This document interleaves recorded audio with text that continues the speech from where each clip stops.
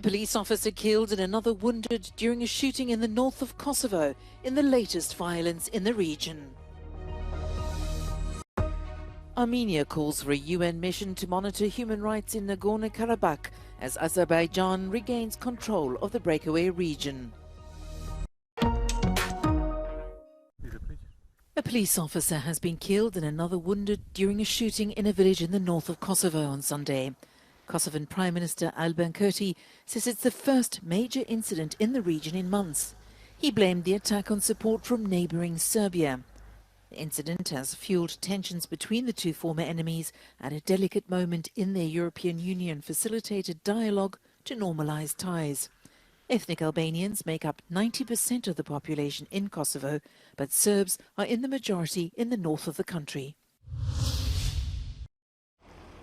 Weapons. Azerbaijan says it seized from Armenian militias since it regained control of the breakaway region of Nagorno-Karabakh following a two-day military offensive.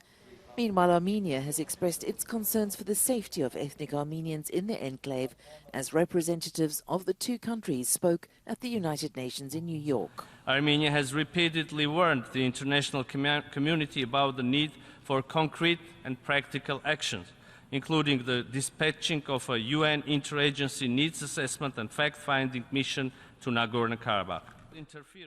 Azerbaijan says it's ready for dialogue with its Armenian neighbor.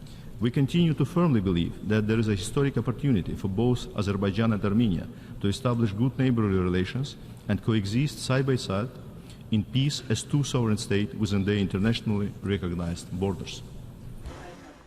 He also promised that ethnic Armenians living in the territory would be treated the same as everyone else by the authorities. Azerbaijan reclaimed the enclave in a war in 2020. Russia has reported a Ukrainian drone strike on an administrative building in the city of Kursk. This after 2 days of strikes on Sevastopol in occupied Crimea, one of which targeted the Russian Black Sea Fleet headquarters. It comes as Russian Foreign Minister Sergei Lavrov, addressing the UN in New York, dismissed Kyiv's 10-point peace plan. А формула Зеленского, это, я даже не знаю, можно по-разному ее описывать, но она абсолютно нереализуема. Просто нереализуема. И все это знают.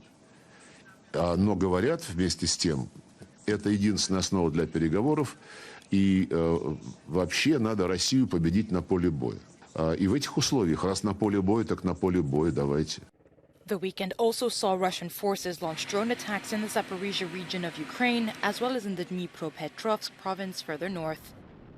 Fighting also rages on in the Kherson area and in the outskirts of Bakhmut.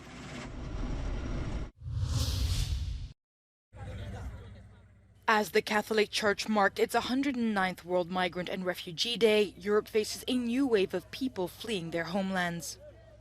So far this year, over 132,000 people landed in Italy, a sharp increase from the almost 70,000 last year at the same time. Pope Francis called for compassion. Migrare dovrebbe essere una scelta libera, mai l'unica possibile.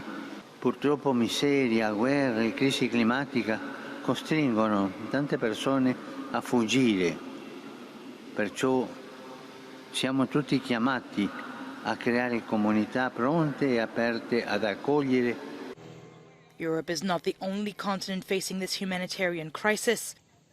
In North America, since January, almost 400,000 people have reached the Darien Gap used to travel to the U.S.'s southwestern border.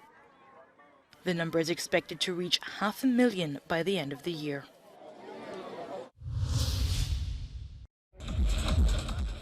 It was party time at the Place de la Bastille on Saturday as some 400,000 people celebrated 25 years of the Paris Techno Parade, a new attendance record as crowds danced their way alongside floats from the historic square.